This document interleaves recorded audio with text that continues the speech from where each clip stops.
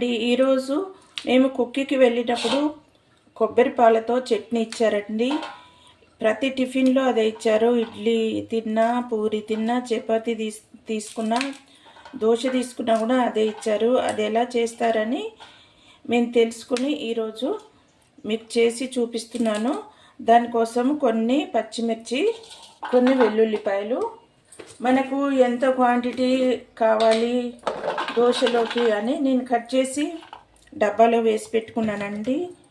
ఫ్రెష్దే కొబ్బరి, పొద్దున్నే హడావిడి అవుతుంది అనేసి ముందుగా అయితే చేసి పెట్టుకున్నాను.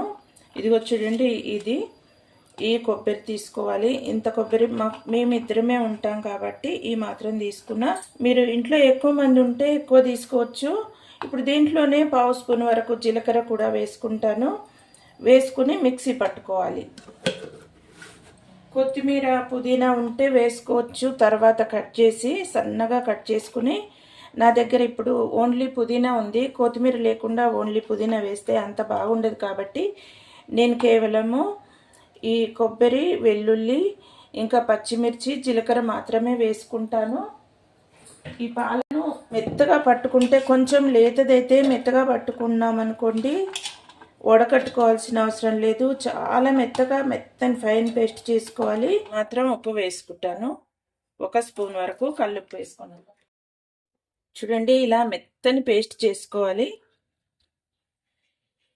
పెద్ద పని ఉండదండి దీనికి, చాలా ఈజీ. మనం కొబ్బరి ముందు రోజు తీసి పెట్టుకున్నామంటే టిఫిన్లోకి చాలా ఫాస్ట్ అయిపోతుంది. ప్రతి దాంట్లో ఇక్కడైతే పల్లి చట్నీ ఇస్తారు కదా, అక్కడ మొత్తం ఏది తీసుకున్నా కూడా కుక్కీ ఆ ప్రాంతాల్లో, మురుడేశ్వర్ కుక్కీ ఆ ప్రాంతాల్లో ఎక్కడికి వెళ్ళినా కానీ ఈ చట్నీని ఇచ్చారు. చాలా బాగా చేస్తున్నారండి. అక్కడ ఒకరు తెలుగు వచ్చిన వాళ్ళని అడిగితే ఈ విధంగా చేయాలి. చాలా లూజ్గా వాటర్ లాగానే ఉంటుంది. మనం చాలా మెత్తగా పట్టేసుకున్నాం కదా, చూడండి ఈ విధంగా ఇంత లూజ్గా ఉంటుంది. ఈ చట్నీ మాకు ఇచ్చారండి. కొంచెం అక్కడక్కడ సన్నని రవ్వ, బొంబాయి రవ్వ ఉంటుంది కదా, ఉప్మా రవ్వ, అంత సన్నగా ఉంది. అంత సన్నగా చూడండి, చాలా సన్నగా ఇంతవరకు పట్టుకోవాలి. మీకు ఇది కూడా అవసరం లేదంటే ఈ కొబ్బరిని వడకట్టుకోవచ్చు. వడకట్టుకొని పాలలాగా కూడా తీసుకోవచ్చు. కానీ వాళ్ళు ఇచ్చింది అయితే ఈ విధంగానే కొంచెం లేత కొబ్బరి ఈ విధంగా పడతారని చెప్పారు. చాలా టేస్ట్ ఉందండి. ఇందులో తగినంత ఉప్పు, జీలకర్ర కూడా వేసి మిక్సీ పట్టుకున్నాను. ఇప్పుడు దీంట్లోకి తాలింపు చేసుకోవాలి. తాలింపు కోసం మూకుడు పెట్టేసుకున్నాను. ఇందులో కొద్దిగా ఆయిల్ వేసుకుందాం.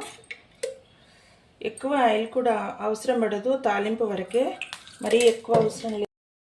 ముందుగా అయితే కట్ చేసి పెట్టుకున్నటువంటి ఎండుమిర్చి, కొద్దిగా మినపప్పు, ఆవాలు, శనగపప్పు కూడా వేసుకోవచ్చు. నాకు శనగపప్పు కన్నా మినపప్పు ఎక్కువ ఇష్టం కాబట్టి ఓన్లీ మినపప్పు వేసుకుంటున్నా.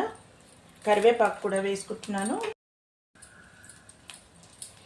ఇది టిఫిన్లలోకి చాలా బాగుంటుంది. మనకు ఎక్కువ శ్రమ లేకుండా చాలా ఫాస్ట్గా అయిపోద్ది కాబట్టి జాబ్ చేసేటువంటి ఆడవాళ్ళు ఈ విధంగా కొబ్బరిలు ఉన్నప్పుడు ముందు రోజు కట్ చేసి పెట్టుకుని ఈ విధంగా చేసుకోవడం చాలా బాగుంటుంది. తాలింపు కూడా మన ఇష్టము, చేసుకోవాలనుకుంటే చేసుకోవచ్చు, లేకపోతే లేదు. తాలింపు లేకపోయినా సరే చాలా బాగుంటుంది ఇది. కొద్దిగా ఇంగు వేసుకుంటున్నా, పావు స్పూన్ వరకు ఇంగువ. ఇంగువ వల్ల మంచి స్మెల్లే కాకుండా జీర్ణశక్తి కూడా పెరిగి. కొద్దిగా పసుపు. అయిపోయిందండి, తాలింపు కూడా అయిపోయింది.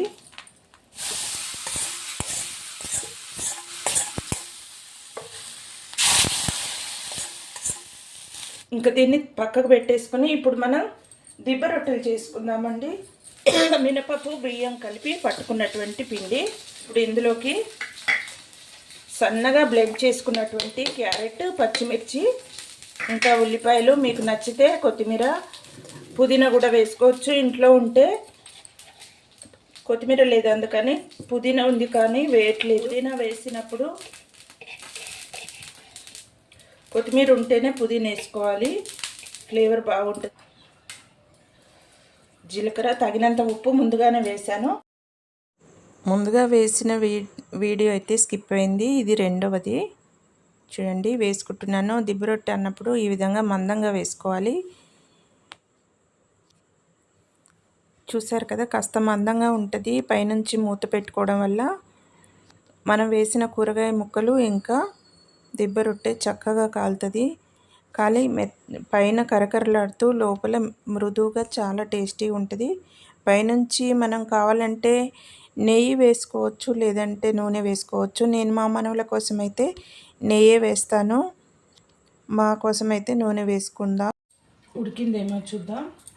చూడండి ఉడికిపోయింది. పైనుంచి మొత్తం పచ్చి లేకుండా అయింది కదా. ఇప్పుడు తిప్పేసుకుందాం. ఉల్లిపాయ, పచ్చిమిర్చి, క్యారెట్, అల్లం ముక్కలు, కొద్దిగా జీలకర్ర యాడ్ చేసుకున్నటువంటి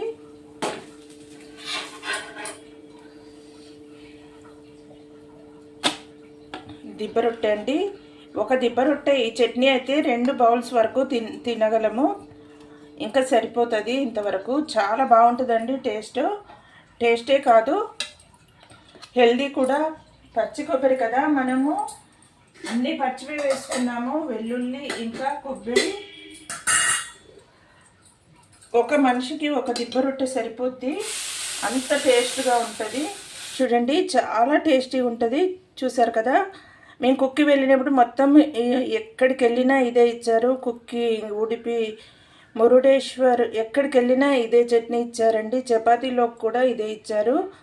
మేమైతే చాలా బాగుంది, ఎలా చేశారని ఒకరిని అడిగితే ఈ విధంగా చేస్తారని చెప్పారు. అందుకని నేను ఇప్పుడు మీకు ఇది చూపిస్తున్నాను. ఇంట్లో ఇప్పుడు ఆషాఢ మాసం, శ్రావణ మాసం వచ్చేసినాయి కదా.